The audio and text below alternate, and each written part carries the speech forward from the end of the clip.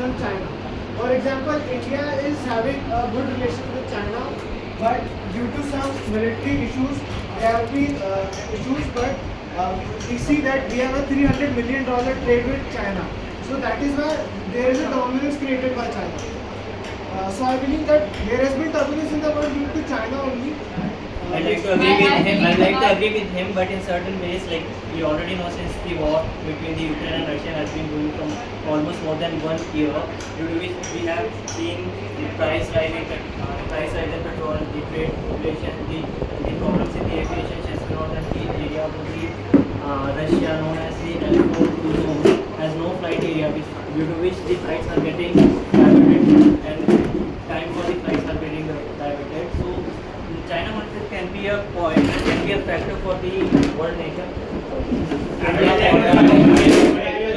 But my point on that China hegemony on our Indian GDP is a main issue, because as we have seen that we are importing most of the items from the China, because of that we are having the financial year in 2024, we are having the 100 billion trade with China, in which the China imported most of the we have imported most of the items from the China, and as we have also seen that the fiscal deficit is increasing because of this.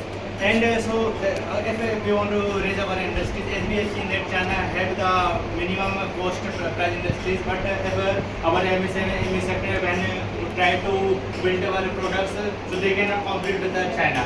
They just destroy they have destroyed our market. Some of the points they are talking about the free trade agreement which we have from the Bangladesh, and because of the China, many of the industries, small MSME industries and industries from the locally we have built, that is we not flourished. So China hegemony on the that as we have seen that US and China relations are not not good, and so sometimes they raise the tariff. So because of the raising of the tariff of China on US and US on China, that impact on Indian GDP. Not only I agree with the previous speaker, not only the trade deficit and the trade imbalance we are experiencing with China, but also the land disputes and the land capturement which China is conducting not in India but also in other Asian Pacific countries is a threat to the world, and not only threat to the world, the least developed countries which need to have a support of India, and India can act as a big brother for them. That is a threat for them also. As we know that China is expanding its land area and capturing the Ladakh area, and considers Arunachal Pradesh and Ladakh line of actual control area under it. Not only in this, China also has its disputes with Southeast Asian countries like Vietnam, Philippines, which are also threatening, which are also facing the their I am totally agree with you. But the point of the previous speaker is that Chinese hegemony point I would like to mention that is yes, China is creating for example, a dominance in the world, policy of China it is creating one a belt and dominance one by road creating the initiative fall of of China. nexus, and also by the China-Pakistan economic corridors, because of that it is creating a dominance in the world of history. And but according to me, the the Russia-Ukraine war is the major cause which is deploying the world and which is causing the major problems in the world, as the humanity is a major concern, and it is taking the life of people, and also the economy is getting down because of that, because of just war between the two nations. Most of the world is engaged in that. India is having a diplomatic relation with both the countries, and India is playing a very important role to sort out the matter also. Yes, agreeing to the fact, I would like to say, talking about China's hegemony, in my view, yes, it is creating a turbulence in the world. For example, I would like to say its policies are a bit disturbing for the world, like the land expansion policies, which we have been witnessing from the past 2 decades in Arunachal Pradesh, in Ladakh. Recently, few ports of Vietnam have been seized by Sri Lanka, seized by China. One of the biggest issues is the South China Sea. The South China Sea is being dominated by China. The few sailing ships of other countries have been attacked by China, claiming it as its own territory, not following the global standards rules maintained by the international organizations, and neglecting the rules created by UN.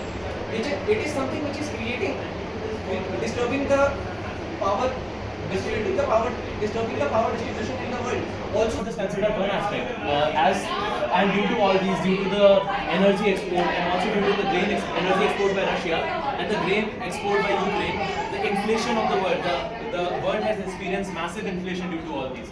So there is not just one aspect; there are multiple aspects that we have to look upon, especially in this topic in this high time. But if I know, I but like, I want to speak is that is on the Chinese hegemony. I actually completely agree. The current China's mindset is completely like the 1893 Britain. All it wants to do is spread its influence and slightly capture it like a string of pearls. Now, the current Chinese government and the Chinese Navy is spreading its influence inside South China Sea. Also, it is actively engaging its border activity between India and also simultaneously giving fighter jets and aid to Pakistan. It also I would like to point out that even though the Russia-Ukraine war has influenced the world actively, India has actually played a very good diplomatic game. What it has done is it has brought crude oil from Russia, refined it in India, and then sold it for a much better profit in Europe. So, saying that even though yes, the Russia-Ukraine war has influenced the majority of the world, India has played a very diplomatic game and converted it into our own profit and our own benefit. I would like to add on Chinese hegemony. China has emerged as a global center for production, and with the expansion of industry and economical power, Chinese government, which has always been an expansionist form of government, and who follow the Maoist ideologies, have always been oppressing their neighbors as well as other countries. Like, for example, we have Hong Kong. For example, we have Chinese Taipei, and many other, like, we also have the example of the time when Dalai Lama was forced to flee to India. China has always been expansionist, and they don't सहते हैं anybody who doesn't agree to their ideology. On this topic, I would also like to cite the recent geopolitics. We have seen a deterioration of India's relation with our neighbors. Like, currently there was a saying in Nepal, a famous professor who was a president. He said that he was against India. He was supported by China. We can see Bangladesh government, which is supported by China. Maldives, which was supported by China. As soon as China arrived there, they gave anti-India speeches and all. And at the same time, we have also just recently, after the pager attacks, China has been discussing about transferring nuclear power to Iran to keep Israel Let him speak. Let him speak one by The one. previous speaker, we all can see how China is setting out how to rule out competitions from their nearby competitions, by how they influence Maldives government by providing them with adequate resources. But in the end, Maldives had to strengthen their ties with India in order to get nutrition and healthcare easy and faster. But we can't overlook US double standards, how they look at the irony. They're the ones who export the most weapons, they generate the most profit, and they're against war. How can they think that if